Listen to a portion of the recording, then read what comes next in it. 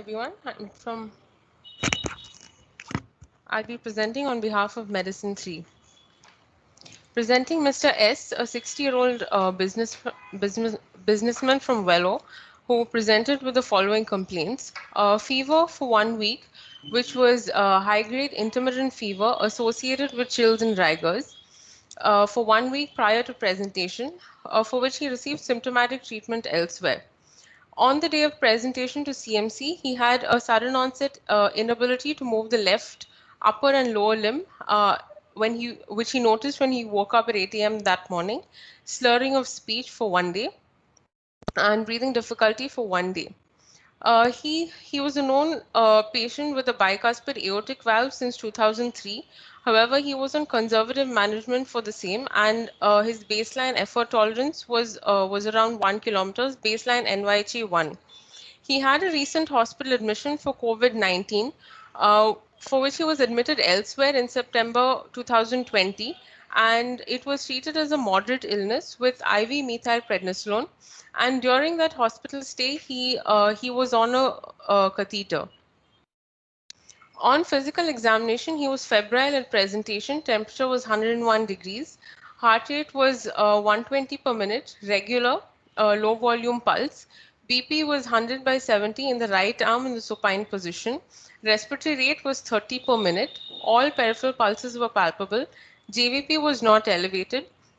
There was no pallor, cyanosis, ictus, clubbing, or lymphadenopathy. There were no peripheral signs of infective endocarditis or AR. There was no carotid thrill or bruit.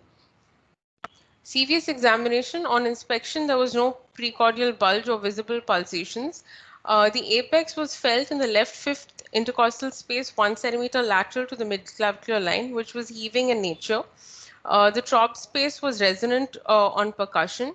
An auscultation, S2 was soft, and there was an ejection systolic murmur present in the aortic area. Respiratory system showed bilateral normal vesicular breath sounds. Per abdomen was soft. There was no hepatosplenomegaly. On CNS examination, GCS was 13 by 15, E3, V4, and M6. On cranial nerve examination, bilateral pupils were equal and reactive. There was no papilledema, and a left human facial palsy was noted.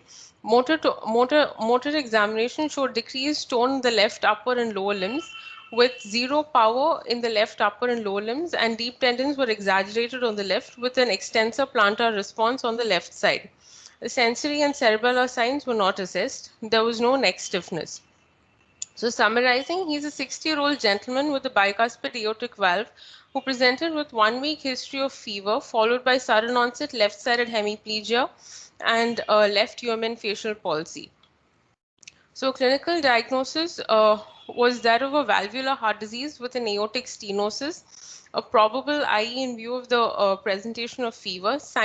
He was in sinus rhythm, NYHA class 3, with an acute cerebrovascular accident. The deficits were a left hemiplegia with a left human facial palsy, and the anatomical localization for this would be a right MCA territory. The probable etiology considered in this patient would be most likely a cardioembolic etiology. So on investigations, his CBC was normal, HB was 4.7, total counts was 9,200 with 88% neutrophils. Liver and renal functions were normal. 3 blood cultures that that we sent subsequently grew Candida tropicalis. His echo, the transthoracic echo was showing a severe calcific AS with a aortic valve area of 0.57 centimeters square with a normal LV systolic function, and there was no obvious vegetation seen on the transthoracic echo. His ultrasound abdomen showed an ill-defined wedge-shaped lesion in the spleen suggestive of a splenic arterial infarct. Because fevers were persistently high-grade, intermittent, associated with chills and rigors, we went ahead with a TEE, which was showing an echogenic focal thickening of the posterior aortic annulus adjacent to the commissure, suggestive of an aortic root abscess. These were the cultures of our patient. The figure on the right shows cream-colored colonies on the sabrodextrose agar, and the figure at the bottom left shows the Gram stain, which shows a ribbon-like pseudohyphae with budding yeast-like yeast. This was his MRI stroke protocol, which showed the diffusion weighted imaging, which showed hyperintensities in multiple vascular territories suggestive of an embolic etiologies. So our patient actually fulfilled both the major criteria, modified Duke's criteria for IE, and 3 of the minor criteria. That is, he had a predisposition, fever was persistently elevated, and vascular phenomenon in the form of major arterial emboli and splenic infarcts were present. So he was classified as a definitive infective endocarditis. So our revised diagnosis would be that of a valvular heart disease with severe AS, infective endocarditis. The organism isolated was Candida tropicalis in sinus rhythm with an acute cerebrovascular accident, left hemiplegia with a left human facial palsy involving the right MCA territory. So looking at fungal infective endocarditis is uncommon, but when present, it is frequently fatal, around 50 to 70% of mortality. And the etiological fungi most commonly seen are Candida and Aspergillus. Among the Candida, albicans and tropicalis are the most common species. Over the past 2 decades, tropicalis has been more commonly isolated. Although the clinical presentation is similar to that of non-fungal infective endocarditis, there are a few differences in terms of risk factors, indications for surgery, and complications and outcomes. So patients who are immunosuppressed, like patients with HIV and patients on chronic immunosuppressives, are at risk for developing a candid fungal endocarditis versus a non-fungal.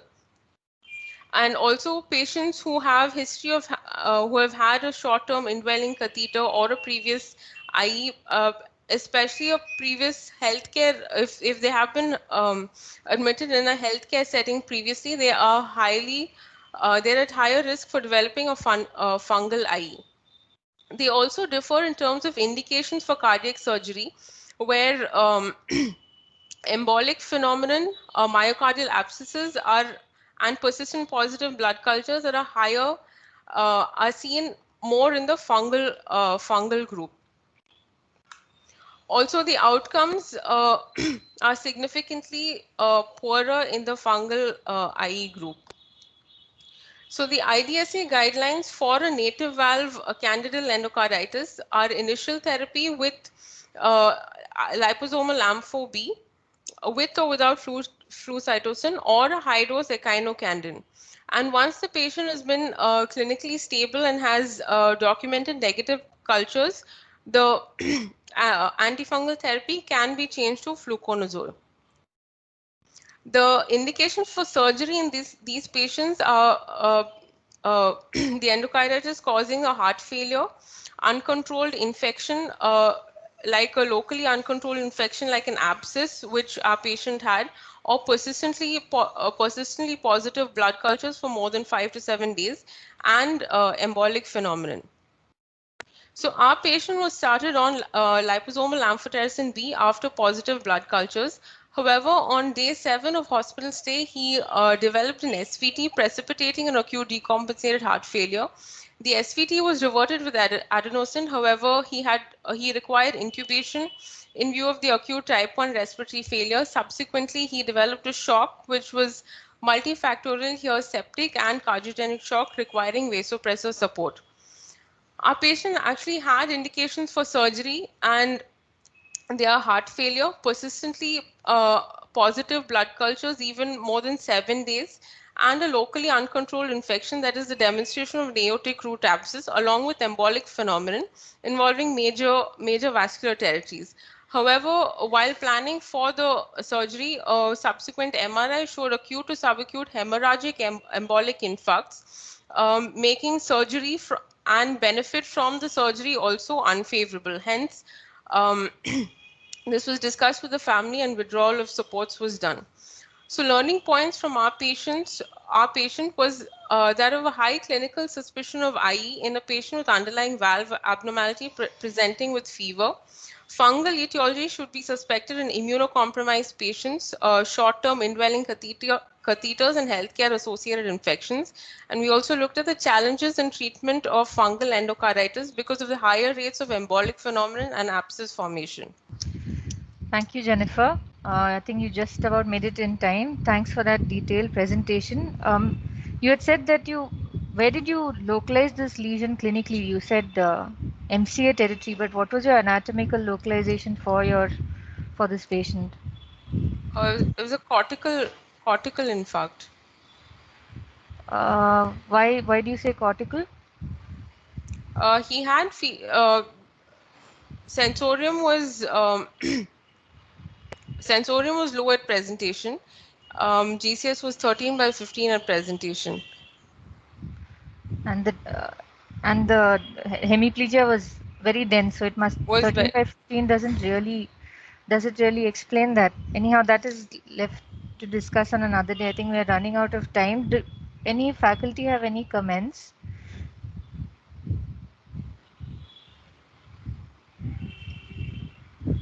Another question, Jennifer, your patient, what was the immunosuppressed state that he had, which predisposed him to the fungal endocarditis, or how did he develop? What was the reason behind him the getting risk this? the risk factors that this particular patient had was he was hospitalized in September 2020 for a COVID-19 moderate illness where he was treated with IV methylprednisolone, and he Oh, also had a short indwelling catheter for a short duration. He was on a urinary catheter during that hospital admission. Can I make a comment, Tina, Jennifer? yes, sir. Yes, ma'am. Yes, sir. The invasive candidiasis. This includes candidemia, infective endocarditis due to candida, and deep-seated organ candidiasis. It's a man-made disease, iatrogenic disease. It's not a disease of immunodeficiency.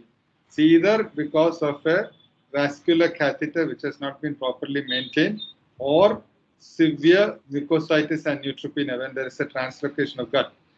Candida is a normal commensal organism in the human gut and genitourinary tract. You give it an opportunity to become an invasive pathogen. This happened simply because the gentleman was hospitalized and had indwelling lines. It's not because of immunodeficiency. So if I can make a comment, this patient did not have a long line, just had a peripheral line and had a urinary catheter inserted for a while, but got methylprednisolone. We don't know how good his diabetes control was before or after. So that's probably what put him at risk. But this was a very difficult case to manage because what we realized is that when a patient with a root abscess absolutely requires surgery, somebody with an infarct brain, if you put them onto the bypass onto a cardiac bypass during the surgery, they tend to bleed into the brain because of that large infarct. So that was the preclusion to surgery here. And neurology has a thing by which they look at the infarct size and then say this is contraindicated because they've had large bleeds. And this patient already had hemorrhagic transformation as well.